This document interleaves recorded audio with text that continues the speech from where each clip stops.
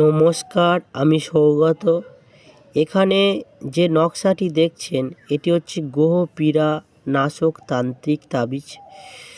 তো এখানে এই যে যন্ত্রটি বা এই যে নকশাটি এটি বিশেষ নিয়মে তৈরি করতে হয়, হোম যজ্ঞ করে বিভিন্ন নবগ্রহের মন্ত্র পাঠ করে এটিকে তৈরি করে বিভিন্ন নিয়মে ধারণ করলে এটি নবগ্রহের দুষ্প্রভাব থেকে মুক্তি পাওয়া যায়, নবগ্রহের খারাপ দশা থেকে মুক্তি পাওয়া যায়, নবগ্রহ অনুকূল হয় এবং সর্বদা শুভ মান সম্মান যশ ইত্যাদি হয় এবং গ্রহের কারণে কোনো রকম অনিষ্ট বা ক্ষতির হাত থেকে সর্বদা রক্ষা পাওয়া যায়।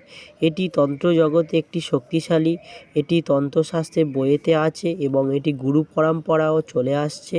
এটি খুবই কার্যকারী। যদি ভিডিওটি উপকৃত মনে হয় লাইক